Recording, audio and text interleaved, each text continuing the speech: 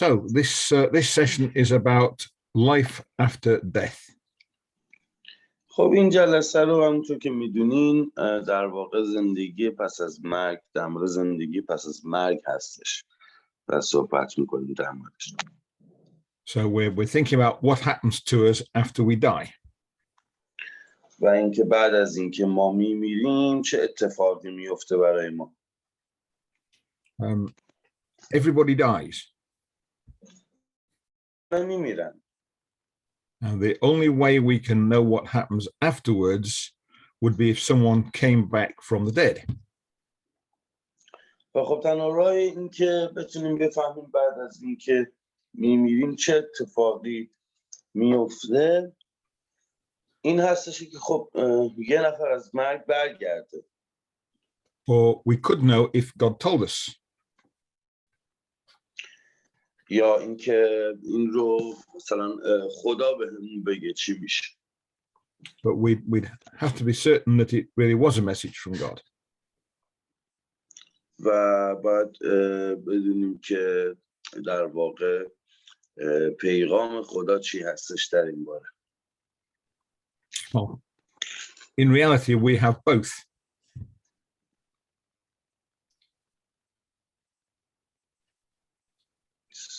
Sorry, Dr. John?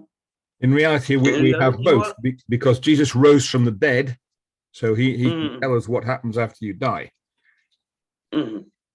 خب و الان ما در واقعیت هر جفت اینها رو داریم چون مسیح در واقع مرد و همینطور دوباره از مرگ برگشت. And we can trust Jesus to tell us whether the Bible is true or not.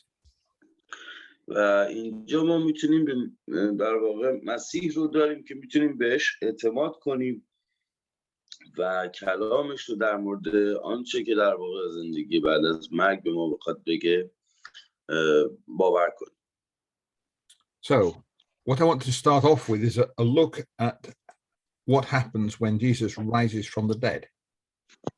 و خب حالا اینجا میخوایم نگاه کنیم که وقتی که عیسی از مرگ برگشت و از مرگ بلند شد چه اتفاقی افتاد.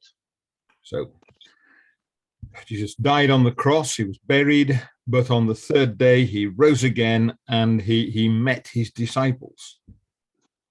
خب عیسی در واقع بر صلیب مرد، روی صلیب مرد یا کشته شد و در روز سوم از مرگ برگشت و در واقع اون شاگردانش رو و در واقع یارانش رو دید.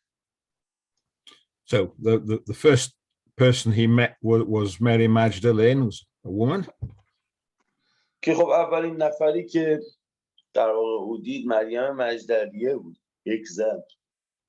And he met a few disciples on their own, but then towards the end of the day he met all his disciples. و بعد از اونم خب خیلی دیگر از در واقع شاگردانش رو دید. And we have an account of this in Luke chapter 24. که تعدادی از اونها رو در واقع در مرقس لوقا باب 24 لوقا باب 24 داریم. So اسامی تعدادی است. Like us to read from Luke chapter 24 and verse 36 to 43. خب آیه 36 تا 43 رو من براتون میخونم. هنوز در این باره گفتگو میکردند که عیسی خود در میانشان ایستاد و گفت سلام بر شما باد. حیران و ترسان پنداشتند شبحی میبینند. به آنان گفت چرا این چنین مضطربید؟ چرا شک و تردید به دل راه میدهید؟ دست و پایم را بنگرید، خودم هستم. به من دست بزنید و ببینید. شبه گوشت و استخوان ندارد، اما چنان که میبینید من دارم. این را گفت و دستها و پاهای خود را به ایشان نشان داد. آنها از فرط شادی و حیرت نمیتوانستند باور کنند. پس به ایشان گفت چیزی برای خوردن دارید؟ تکه‌ای ماهی بریان به او دادند. آن را گرفت و در برابر چشمان ایشان خورد. آنگاه به ایشان گفت این همان است که وقتی با شما بودم میگفتم اینکه تمام آنچه در تورات موسی و کتب انبیا و مزامیر درباره من نوشته شده است باید به حقیقت پیوندد. سپس ذهن ایشان را روشن ساخت تا بتوانند کتب مقدس را درک کنند. آمین. So you read verse 44 as well there. Yes, yes, I read 44 and 45 actually. All right, yep. No, never mind. We're going to talk about those as well. Okay. So this is the first time that Jesus appears to this big group of all his disciples. خب اینجا اولین باری هستش که عیسی در واقع بر یک گروه بزرگی از این شاگردان ظاهر میشه و باشون دیدار میکنه بعد از اینکه از مرگ بلند میشه. So there are 10 disciples there. There are at least 2 people who aren't part of the original 12.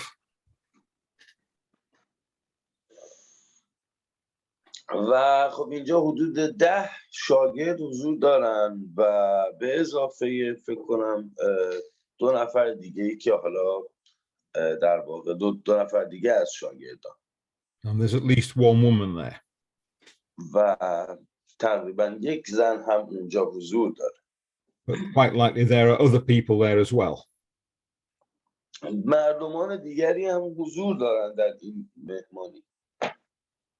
And what's happened is that some of them have met Jesus already, some of them haven't. اما چه اتفاقی میفته که بعضی از اونها قبلا مسیح رو دیدن اما یا مثلا مسیح رو میبینن و بعضی هاشون نمیبینن. And they're talking about what's happened. They're talking about what they've seen. They're arguing about it and trying to work out what's going on. و در واقع اینها دارن با هم صحبت میکنن و مسیح براشون توضیح میده که چه اتفاقی میفته که اینجوری میشه که بعضی ها اونو دیدن و بعضی ها ندیدن. So while they're doing that, Jesus comes into the room. چیزی که هست عیسی در واقع به این اتاق وارد میشه. And he is solid and alive. و او در واقع به نوعی در واقع جسمانی و زنده است. So it's not just a vision. Jesus isn't a ghost. He is a solid person. They can touch him. که اون در واقع یک شبح نیست، یک روح نیستش، در واقع یک جسمه، یک در واقع حضور فیزیکی داره و مردم میتونن اون رو لمسش کنن، بدنش رو لمس کنن. So in verse 39, he tells them he's a solid, physically present person. و میبینیم که در آیه 39 میگه به این شاگردانش که بیایید جلو، من میگه که به من دست بزنید، شبح گوشت و استخون نداره ولی من دارم، میتونید شما حس کنید. And he shows them that he's solid. He touches them. He takes some food and he eats it. و او به اونها نشون میده که در واقع واقعی هستش و اونها لمسش میکنن، حتی غذا میخوره، نوشیدنی میخوره. So there can be no doubt the disciples know Jesus is alive. He's really there. He is walking there and he's a solid living person. و اینجا هستش که این شاگردان در واقع این رو در میابند که و مسیح واقعیه و واقعا از مرگ برگشته، چون داره حرکت میکنه، لمسش کردن، غذا میخوره باهاشون و کاملا تمام رفتار یک آدم زنده رو داره. The other thing he tells them is that they can trust the things that they read in the Bible. و چیز دیگه ای که هستش این که اونا میتونن به مسیح باور کنن به خاطر اون چیزهایی که در کتاب مقدس خونده بودن، در بایبل خونده بودن. So the Jewish Bible was the same Bible we've got, the same Old Testament we've got. It's divided into three parts, and he mentions all three of them.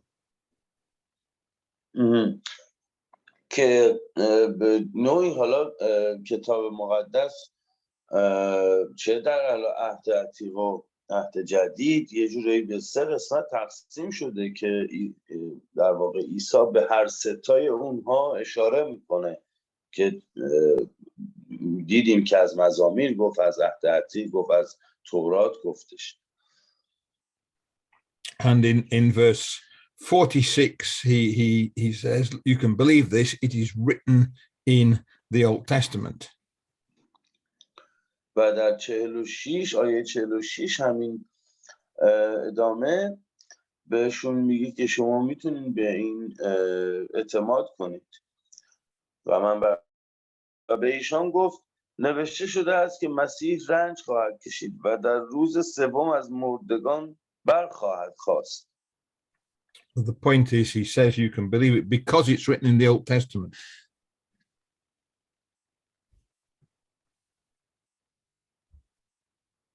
Sorry, he says you can believe this because it is written in the Old Testament. He's saying the Old Testament is reliable. What's written in it is true. و بهشون میگیم که شما میتونید به عهد عتیق باور داشته باشید و اون رو قبولش کنید. باید باورش کنید. So we've got both things. We've got Jesus showing us what it's like for someone who's raised from the dead. And we've got him saying that the Old Testament is reliable. دو تا در واقع اینجا موضوع داریم که میتونیم با در واقع بهش به قول معروف برسیم و باور کنیم. یکی این که مسیح در واقع خودش رو به اینها نشون میده و همون کارهای یک انسان زنده، یک آدم زنده رو انجام میده از لحاظ خورد و خوراک و لمس و بدن فیزیکی که داره و این که این عهد عتیق هم در اون زمان هم نوشته شده، کتاب نوشته شده. Now, a little bit earlier that same day, two of Jesus's disciples, not the main 12, just two others, have been walking to a village near Jerusalem. حالا دو روز تقریباً قبلتر از این اتفاقات دو تا از شاگردان عیسی، نه همه اونها، در نزدیکی یک روستا در اورشلیم در حال قدم زدن بودن. And the village is called Emmaus.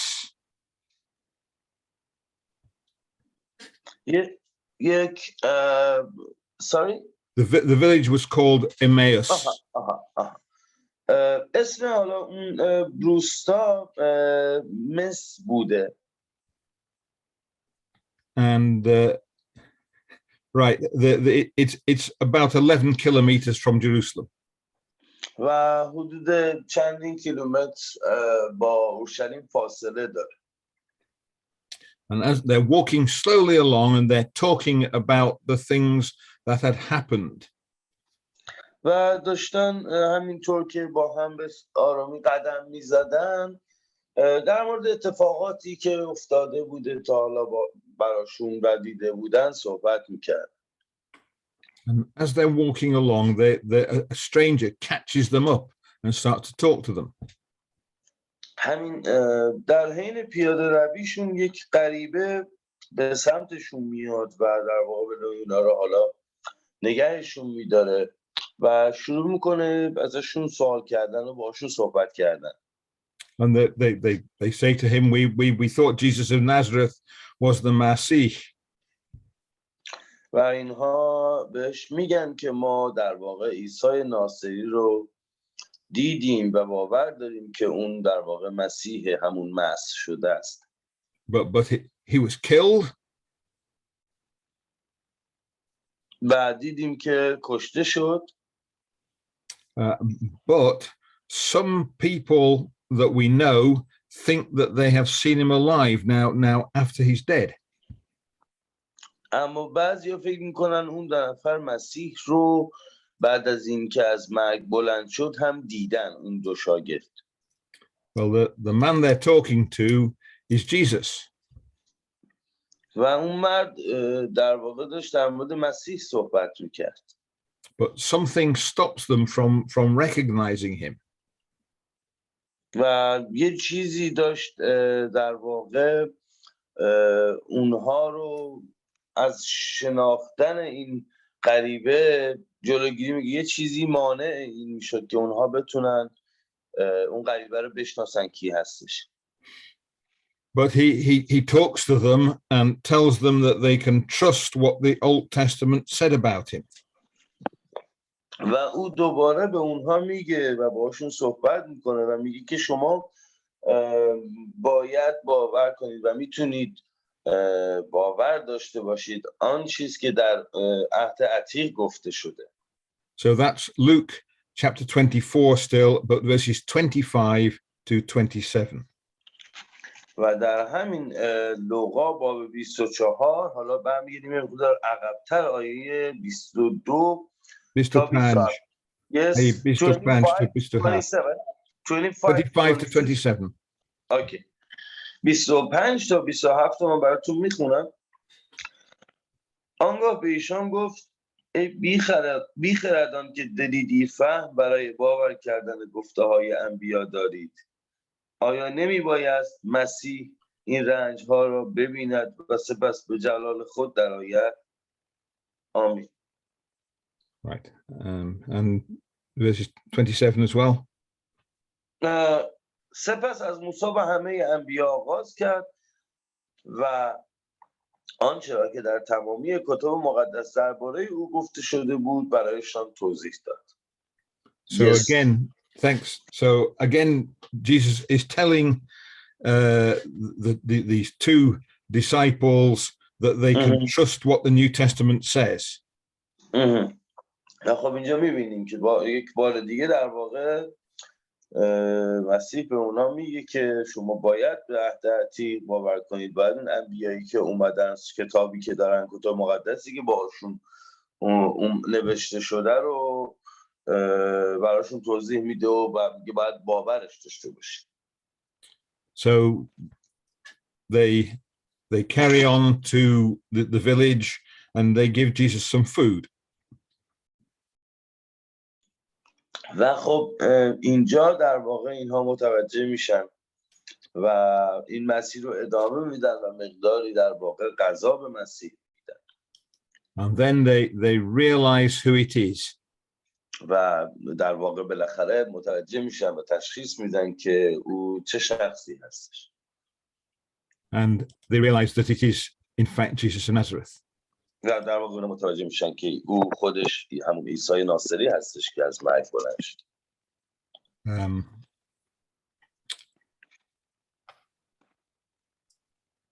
So again, Jesus has appeared to the disciples. خب دوباره حالا از اول یه مرور میکنیم. پس عیسی اینجا در واقع بر شاگردانش آشکار شده، به نوعی ظاهر شده و دوباره برگشته به سمتش. They have met him and eaten with him. و اونها در واقع اونها باهاش ملاقاتی دارن، میبیننش و باهاش هستن. It's not clear that he actually ate some food, but he certainly picked it up and touched it. حالا دقیقا معلوم نیست که دقیقا غذا خورده یا نه، ولی حداقلش این نوشته شده که غذایی رو بر میداره و لمسش میکنه، جابجاش میکنه. And he's told them that they would be foolish not to believe the Bible. و اونا ازشون بهشون میگه که در واقع حالا بیخرد نباشن و احمق نباشن به نوعی، حالا و باید که اون کتاب مقدس رو باور داشته باشن، نه عتیق رو. Well, they run back to Jerusalem and they arrive just in time for Jesus to meet all the other disciples in Jerusalem. و در واقع اونا به اورشلیم برمیگردن اون دو نفر رو و به قول معروف تا جمع بشن و دوباره بتونن همگی با هم با عیسی دیدار داشته باشن. But we have here the example of Jesus. و اینجا یک مثالی از عیسی داریم. He's shown that someone who's risen from the dead is risen with their body. They're physically there. You can touch them. They can touch other things. و که به ما نشون میده کسی که از مرگ برمیگرده در واقع یک همون بدن فیزیکی رو داره، میتونه حرکت کنه، میتونه اشیا و هر چیزی رو دست بزنه و دیگران میتونن اون لمسش بکنن. And he's told us that we can trust what the Bible tells us. و اینکه ما میتونیم اعتماد کنیم به اون چه که کتاب مقدس به ما گفته. So let's look at what the Bible tells us. یه نگاهی بندازیم به آنچه که در کتاب مقدس به ما گفته شده. And I'd like to go to the book of Ecclesiastes, جامعه. خب به کتاب جامعه میریم. So Jame chapter 9. باب 9. And we'd like to read verses 4 to 6. آیه 4 تا 6.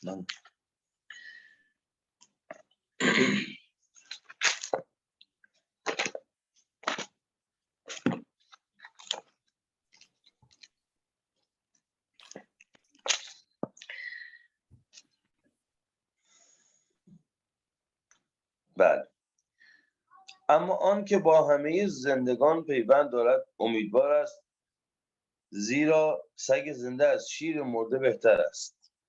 از آن رو که زندگان می‌دانند که خواهند مرد، اما مردگان هیچ نمی‌دانند و ایشان را دیگر پاداشی نیست، زیرا که یادشان فراموش می‌شود. دیری نمی‌پاید که از محبت و نفرت و حسادتشان هیچ اثری باقی نمی‌ماند و دیگر تا به ابد در هر آنچه زیر آفتاب رخ می‌دهد سهمی نخواهند داشت. آمین. Thank you. My pleasure. So here it says what it's like when someone is dead. خب اینجا حالا داره به ما میگه که وقتی یک نفر میمیره در واقع به چه صورت هست، چه چیزی داره، مثل چی میتونه باشه. So he says a living dog is better than a dead lion, he says. و میبینیم که میگه در واقع یک سگ زنده بهتر از یک شیر مرده هست. Well, why does he say that? Well, because the dead person doesn't do any thinking. حالا علت اینکه چرا مسیح اینو میگه، چرا این گفته میشه در کتاب مقدس، این هستش که خب کسی که میمیره دیگه هیچ قدرت تفکر و هیچ چیزی نداره. So he says that there is nothing at all that goes on in the mind of a dead person. و در واقع به هیچ عنوان در یک شخص مرده دیگه هیچ تفکر و هیچ حرکت و هیچ ذهنیتی، هیچ عکس العملی وجود نداره. He says that they everything that they think has gone, everything that they feel has gone. و هر آنچه که در واقع او داشته دیگه فراموش میشه و هر چیزی که میدونسته دیگه یادش نمیاد و همه چی از بین میره دیگه، محبت، نفرت، همه از بین میره. It's as though well, it's as though they didn't exist. و انگار که اصلا هیچ وقت حضور نداشته. Or perhaps like being asleep, except there's no dreams. و همینطور مثل حالا خوابیدن نیستش که بگیم یه رویایی هم ببینه، که حتی دیگه رویایی هم وجود نداره. And this is repeated in verse 10. و این در واقع در آیه 10 هم تکرار شده. So if you could read verse 10 for us, yeah. هر آنچه دستت برای انجام با تمام توان خویش انجام بده، زیرا در حاویه که بدان رهسپاری از کار و تدبیر و معرفت و حکمت خبری نخواهد بود. آمین. So he's saying there's no thought in the grave. و میگن که در واقع در قبر هیچ دیگه چیزی وجود نداره، هیچ کاری، هیچ حرکتی، هیچ حس و چیزی وجود نداره. He says when you're dead, you won't know anything. وقتی شما میمیرید، اون میگه که وقتی شما میمیرید دیگه هیچ چیزی رو نمیشناسید. And he says you won't be able to think things out. و نمیتونید اصلا به چیزی فکر کنید. And it's this picture of a dead person as someone who is just not there. They've stopped doing anything. There's nothing at all happening.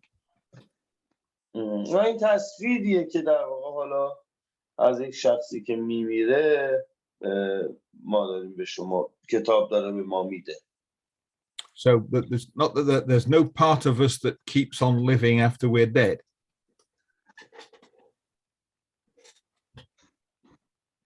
Sorry, Dr. James?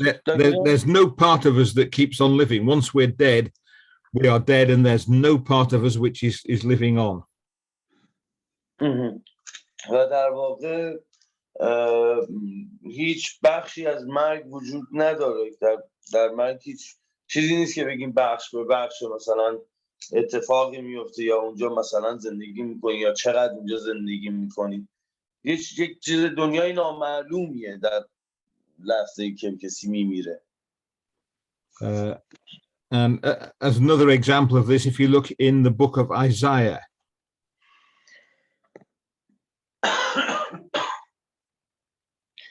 خب به کتاب در واقع اشعیا میریم. So Isaiah chapter 38.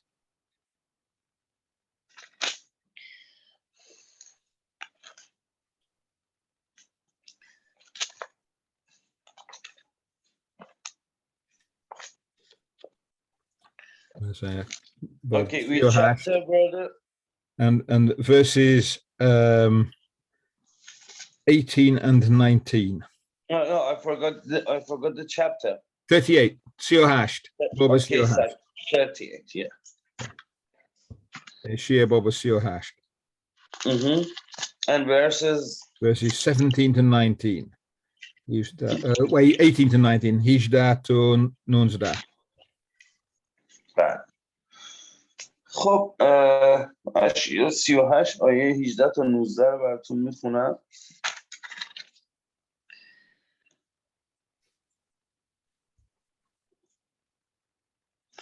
زیرا که حاویه سپاس تو نتواند گفت و مرگ تو را نتواند ستود. آنان که به گودال فرو میشوند به امانت تو امید داشت.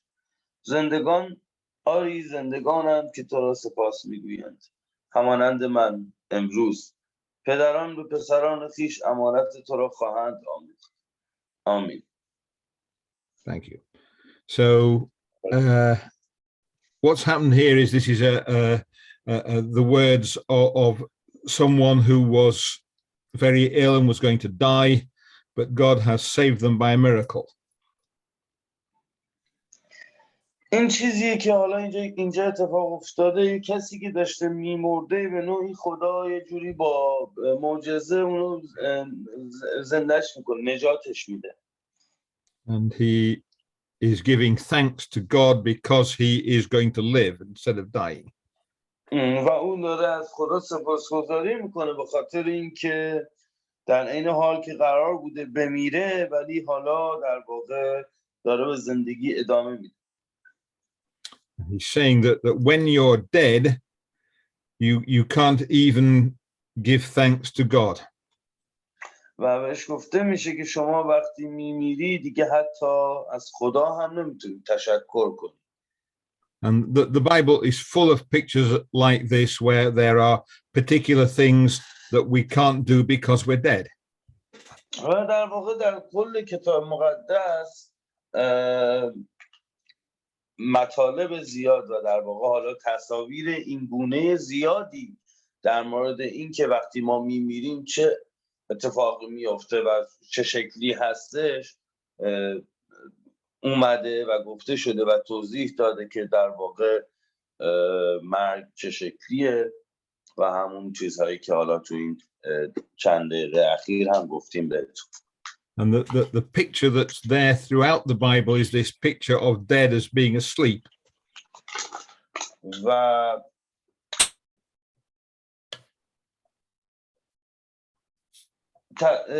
این تصاویر در واقع حالا میگم دیگه مثل خواب میمونه، اما نه حالا این یک خواب خیلی حالا عمیق‌تر و که با این مطالب ما میتونیم درکش کنیم چه جوری هستش. And it's a slight problem in the Farsi Bible because when it uses the phrase "he's fallen asleep" to mean he's died, the Farsi Bible tends to translate it as "he's died." خب یه حالا تفاوت‌هایی توی ترجمه فارسی در واقع داریم در مورد حالا این کلماتی که در مورد مرگ و یا خوابیدن و اینجوری مثلا گفته میشه که میگن که ممکنه وقتی مثلا میگن یکی خوابیده بعضی جا میگن مثلا مرده، حالا انگار که مرده، مثل مرده میمونه. این توضیحات برای همینه که داده میشه که شما از کتاب مقدس میتونید دریابین که یک کسی که میمیره به چه صورت هست، چه اتفاقی میفته در واقع. Yeah. I mean, it's quite correct, but it's slightly difficult from the point of view of today's study. میگه خب در واقع که حالا درسته اون ترجمه ها، ولی از زاویه دیدی که حالا ما امروز داریم نگاه میکنیم ممکنه مثلا یه تغییری در ترجمه فارسی وجود داشته باشه با توجه به اون چیزایی که ترجمه شده. But there's an example in the Gospel of John and chapter 11. مثال دیگری در انجیل یوحنا هست باب 11 and which verses were verses 11 to 13. آیه 11 تا 13 من براتون میخونم. پس از این سخنان به آنها گفت دوست ما العازار خفته است، اما میروم تا بیدارش کنم. پس شاگردان به او گفتند سرور ما اگر خفته است بهبود خواهد یافت. اما عیسی از مرگ او سخن میگفت، حالان که شاگردان گمان میکردند به خواب او اشاره میکند. آمین. So what happens here is that Eliezer has died, but Jesus raises him from the dead. خب اینجاست که حالا یکی از اون کلماتی که میگن توی ترجمه که ببینید حالا خفته یا خوابیده یا مثلا مرده، حالا اینجاست مسیح داره از مرگ العازار صحبت میکنه و میره که اون رو از مرگ برگردونه. And when he tells his disciples that Eliezer is asleep, they think he means he's getting better because he's having a peaceful rest. In reality, he's actually dead. و وقتی مسیح در واقع به اینجا به اینها میگه که من میرم که العازار رو از خواب بیدارش کنم، اونا فکر میکنن که مثلا مریض بوده و مثلا خوابیده و حالا مثلا عیسی میخواد بره بیدارش کنه، در صورتی که عیسی داشته در مورد مرگ صحبت میگه و العازر مرده بوده.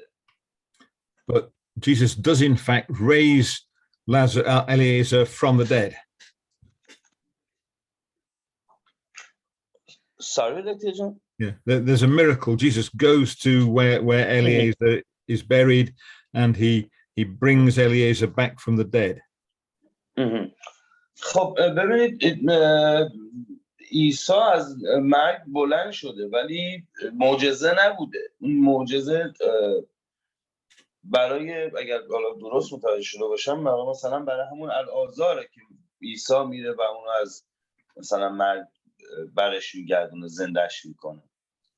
That shows that Jesus is able to bring dead people back to life.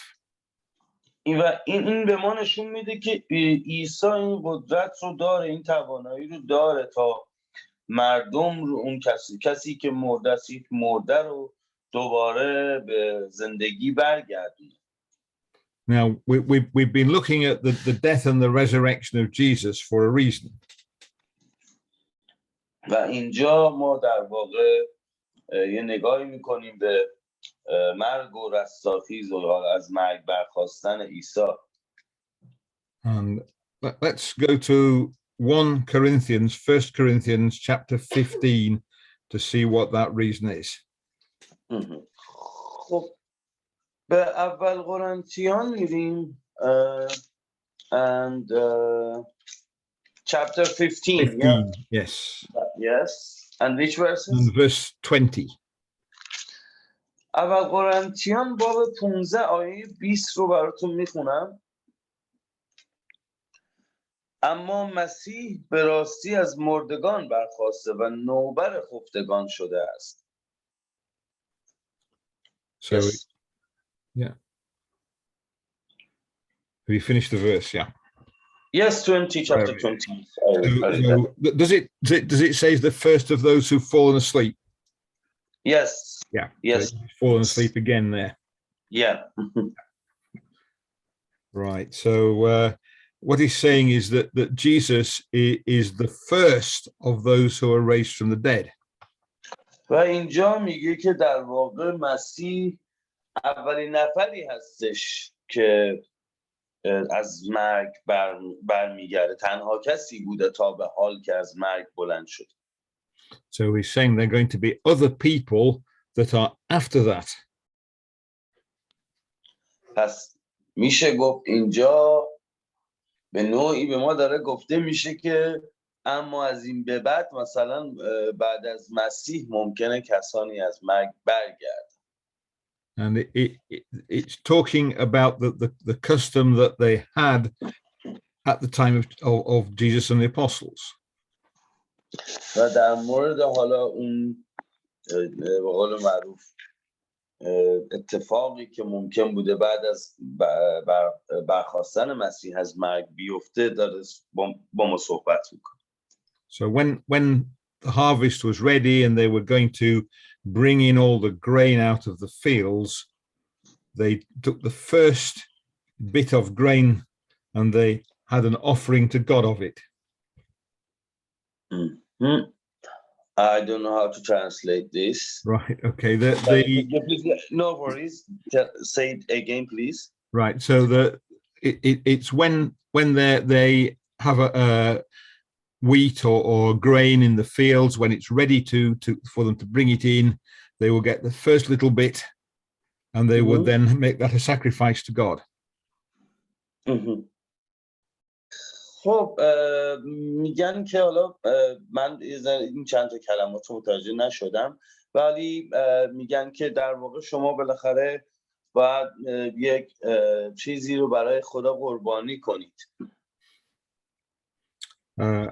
And then there would that day they would then do no more work, and then after a little wait they would go and they would get all the rest of the grain out of the fields. Actually, I don't know what is the meaning of gray or fields. It's the seeds of the wheat or the maize or the corn. They're going to make it into bread later on. Yeah. در واقع منظور کشت گندم هستش و از مزرعه دارن صحبت میکنن که شما باید وقتی که میخواستن یک کشتی انجام بدن قبلش یک قربانی رو در راه خدا انجام میدادن تا بعد بتونن مثلا برکت بدن به اون کشت و به اون گندمشون. Yes. Yeah. But the grain, the first grain that they offered to God was exactly the same as the rest of the grain in the field.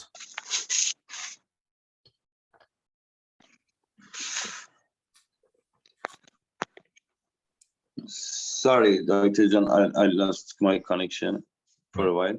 Yep. Yeah. Okay. So the first bit that they offered to God was exactly the same as the rest of the grain in the field. و در واقع اون حالا در واقع کشت اولشون، اون دشت اولشون، دست اولی که برداشت میکنن رو اون رو در واقع به نام خدا مقدس میکنن، به پیشگاه خدا در واقع تقدیم میکنن به نوعی. And here it's saying that it's like that with Jesus. Jesus is the first person raised from the dead. Yeah, I understand. و در واقع اینجا همین این رو دارن تشبیه میکنن که مسیح که نوبر خفتگان شده، این هم مثل همونه، یعنی مثل همون برداشت اول گندمی که همه ما یه جورایی اونو مثلا نذر میکنن به نام خدا و برکتش میدن، مسیح هم در واقع این حالت رو برای ما داره تا راهی باشه برای برگشتن دیگران از مرگ. Yeah. So other people who are dead are going to be raised from the dead later on. و تمام اونهایی که مردن در واقع یک روزی حالا دورتر از مرگ برخاست. And our resurrection will be like the resurrection of Jesus. و در واقع این رستاخیز ما هم مثل رستاخیز عیسی خواهد بود. And it explains this again in verses 21 to 23. و این توضیح میده به ما در همین ادامه آیه 21 و 22. زیرا همون 22 تا 23. اوکی. 21 تا 23. اوکی.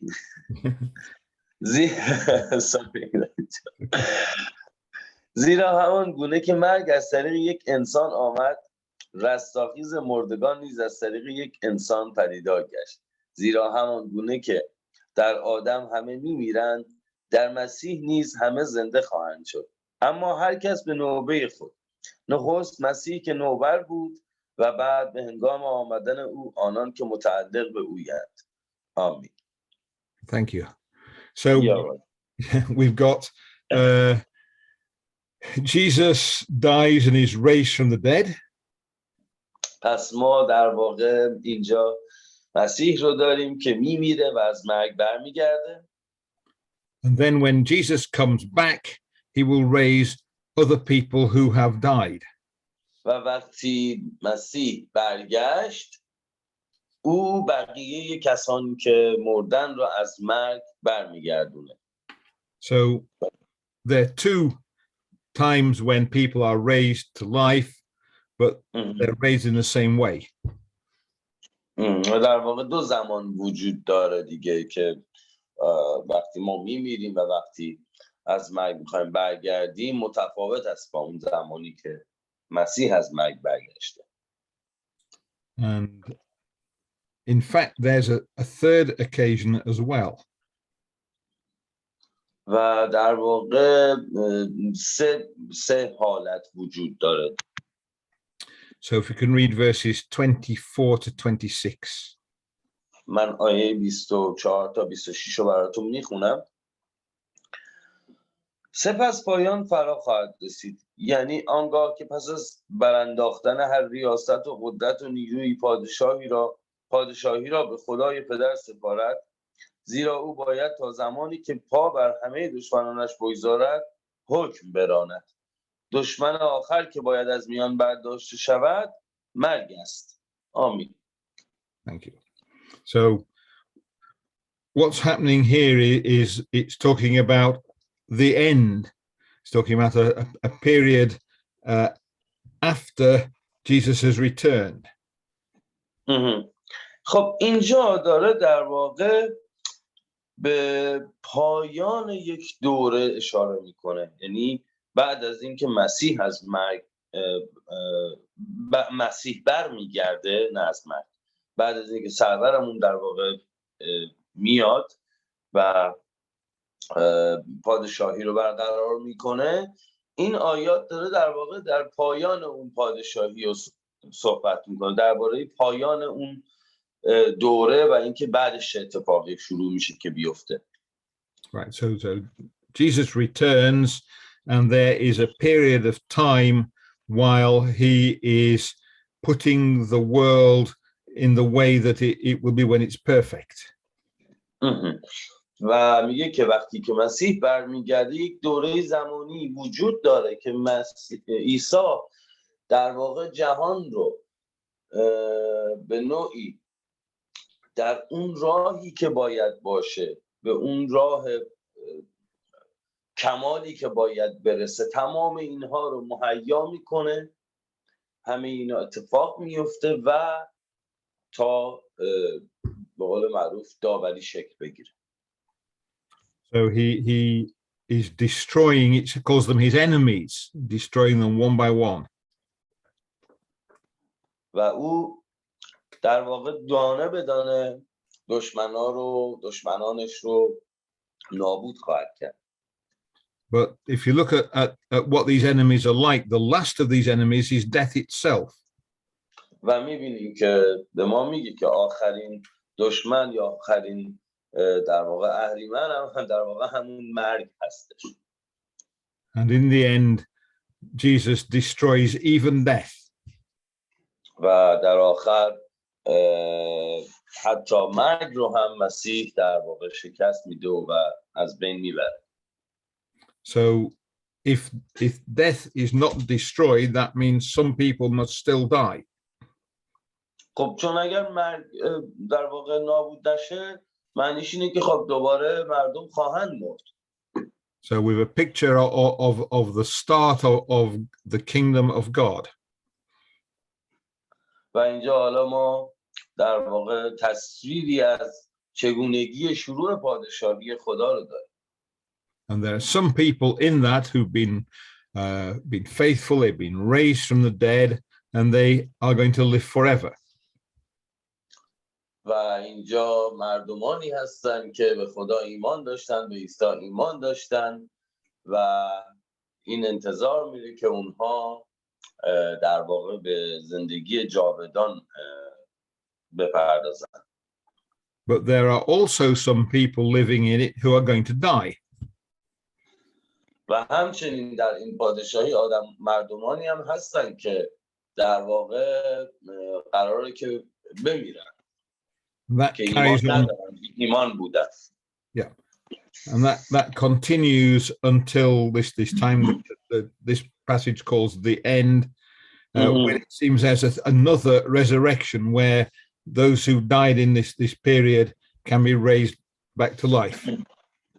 و این پادشاهی ادامه پیدا میکنه تا دیگه اون در واقع اونهایی هم که از مرگ بلند میشن دیگه در بین اونها هم داوری بشه و اون حالا دیگه اتفاقات بعدش بیفته. The book of the Revelation says that this period lasts for 1,000 years.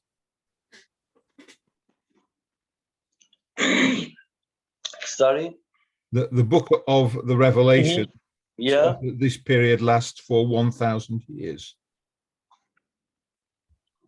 How many years? 1,000. 1,000 years. و این کتاب مکاشفه در واقع نزدیک 1000 سال پیش این رو به ما گفته. But one has to be careful. Numbers in the Revelation often aren't literal numbers. They're there to create an impression rather than to be an exact number. و این که باید حالا حواسمون باشه اعدادی در حالا این کتاب مکاشفه گفته شده که ما باید حواسمون باشه، حالا ممکنه دقیق نباشه ولی خب حدودی از این اعداد و سالها و که گفته میشه رو باید حواسمون بهش باشه. But it's the only number we've got, so we tend to call it the 1000 years. و حالا ولی خب ما حالا در واقع در اینجا همون به 1000 years، همون به 1000 سال اشاره میکنیم. So there's a picture. Jesus is raised 2000 years ago. When Jesus returns, most people are raised. People who've died since then are raised. But then there's 1000 years while the world is put right, and another resurrection at the end of that.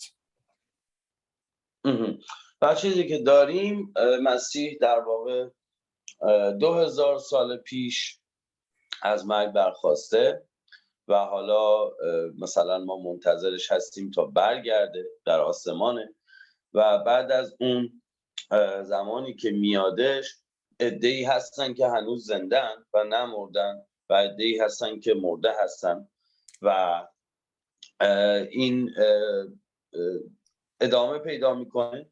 اونهایی که مردن برمیگرد از مرگ بلند میشن و این حالا یه جورایی این زندگی در کنار اونایی که بودن وقتی که مسیح میاد ادامه پیدا میکنه تا اینکه داوری بشن، یعنی تا اینکه مسیح همه اون کارا رو انجام بده، یعنی بیاد اون دشمنانی که هستن رو شکست بده، همه رو بشارت بده، همه ببیننش.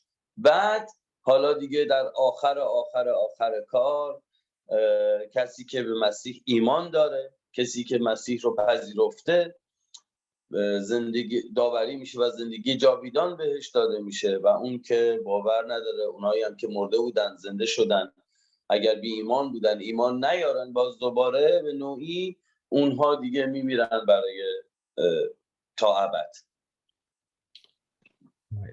Now there's several pictures of what it will be like when Jesus returns. حالا در واقع تصویرگری و به قول معروف مطالب دیگری هم هستش در مورد اینکه وقتی که عیسی برمیگرده. So let's go to Daniel in the Old Testament, Daniel chapter 12. خب به دانیال باب 12 میریم. در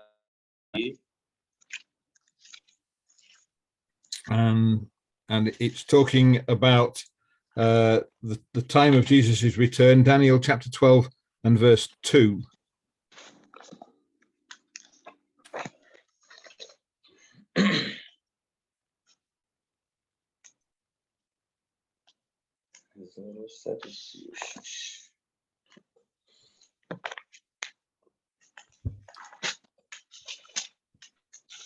باب 12 آیه 2 رو براتون من میخونم. Yes, chapter 12 verse 2. That's right, chapter 12 verse 2. Yes. Okay.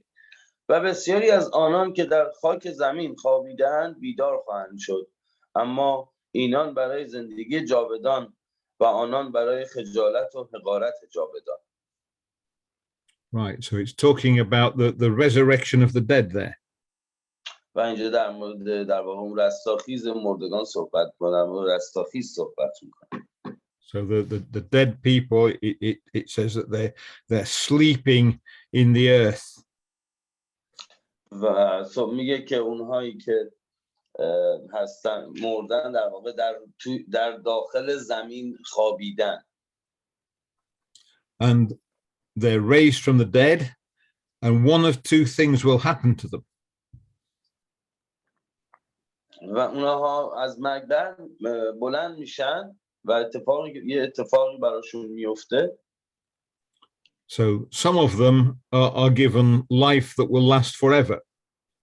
که خیلی تعدادی از اونها زندگی جاویدان بهشون داده میشه.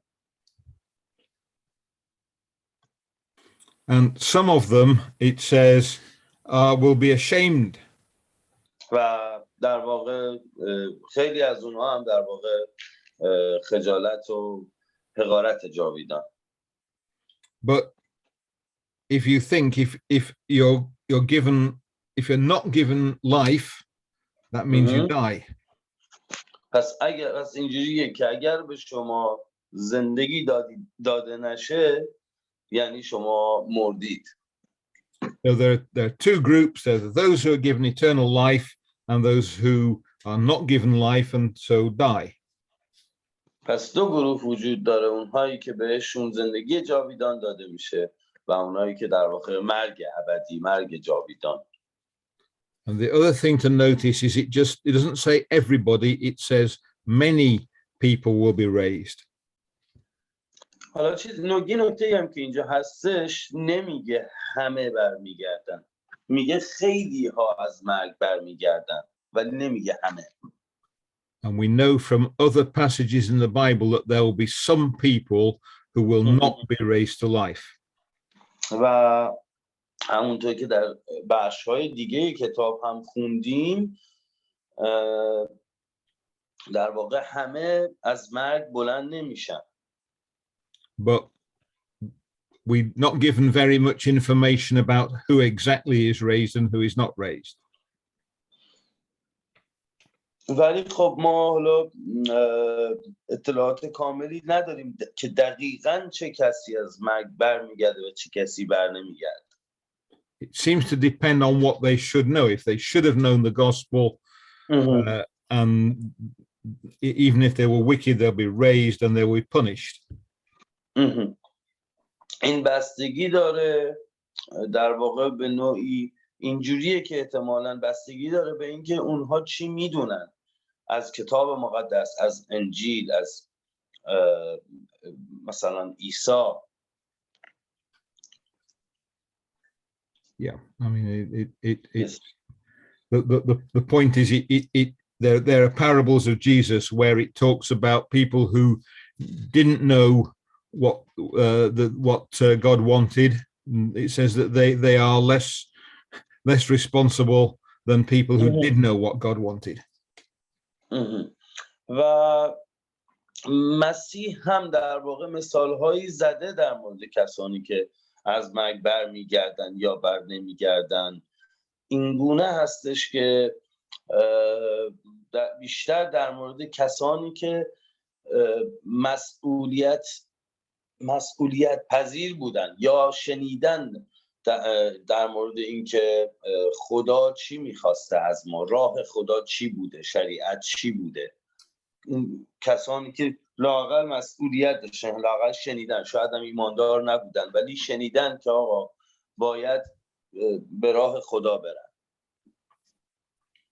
Anyway, this picture of resurrection is found as well in the Gospel of John. این حالا این تصویر، این مطلب در انجیل یوحنا برای ما گفته شده. So if we look in John chapter 5 یوحنا باب 5 and verses 26 to 29. و آیه 26 تا 29 رو من براتون میخونم.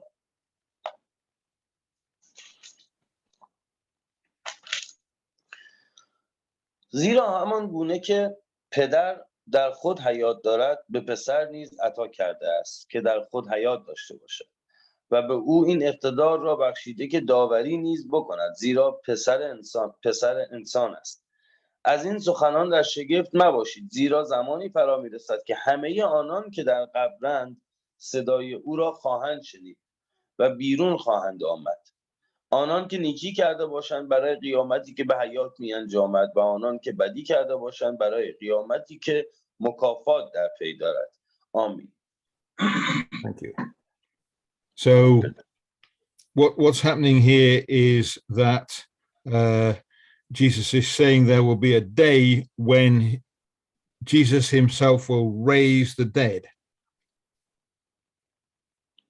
و چیزی که اینجا داره اتفاق میفته این هستش که در واقع عیسی هم خودش مرد و از مرگ بلند شد.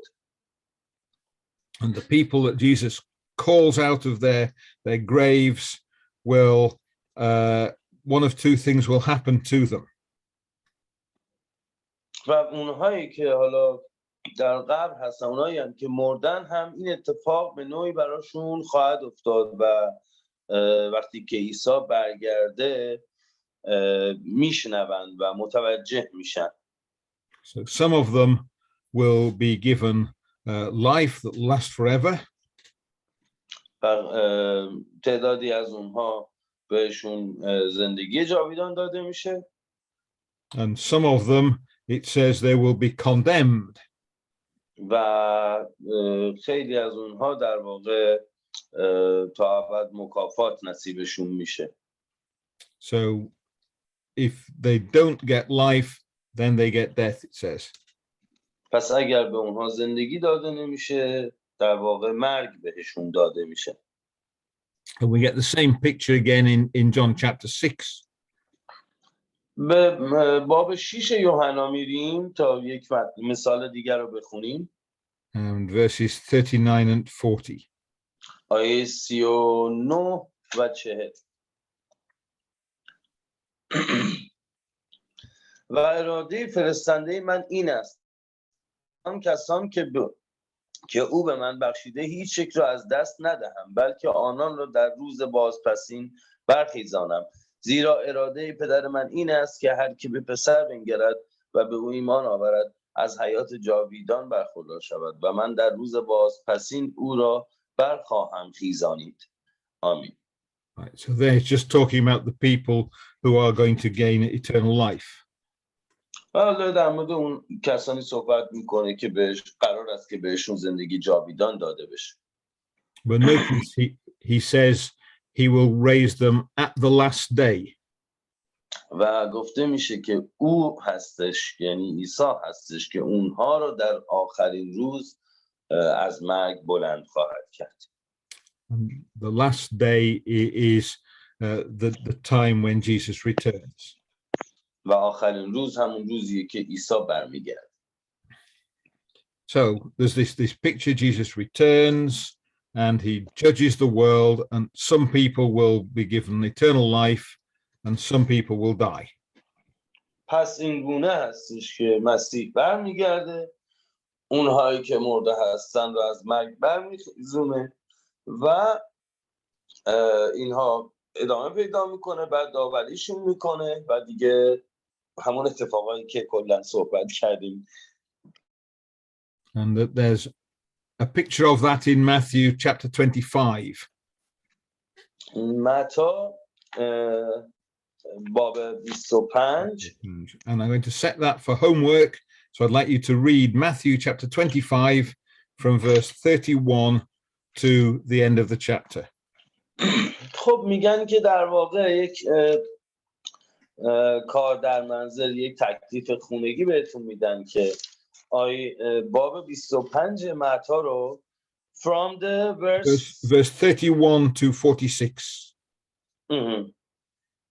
از آیه 31 تا 46 رو بخونیدش.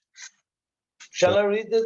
Well, I think we're getting late, so I think people can read that Okay. after themselves after the meeting, after we finish the class. Okay. خب میگن که چون وقت نداریم، لطفاً الان که جلسه تموم شد خودتون این متی باب 25 از آیه 31 تا 46 رو دقیقاً بعد جلسه بخونید تا در واقع حالا یک تصویر دیگه ای هم از تمام این صحبت‌هایی که امروز کردیم داشته باشید. پس بنویسید 25 متی باب 25 آیه 31 تا 46. Right, so actually there's two things I'd like you to read. I'd also like you to read 1 Corinthians chapter 15. و همینطور اول قرنتیان باب 15 رو هم بخونید. That's a chapter all about resurrection. و همش در مورد رستاخیز هستش. But let's summarize what we've seen. خب ببینیم که ما چی گفتیم از اول جلسه تا الان. So the first thing is that when we die, it's like being asleep. We don't know anything at all until the day of judgment when we're raised from the dead by Jesus. خب چیزی که گفتیم اول این که ما وقتی که میمیریم دیگه هیچ حس و هیچ درکی از زمان و مکان و اینها نداریم و به نوعی در قبر میمونیم تا روزی که سرورمون عیسی برگرده. When we are raised from the dead, then we'll be like Jesus. We will have bodies. We'll be physically raised from the dead. It will be like now, except that our bodies will be much better. We won't get ill. We won't be getting old, and we won't be dying.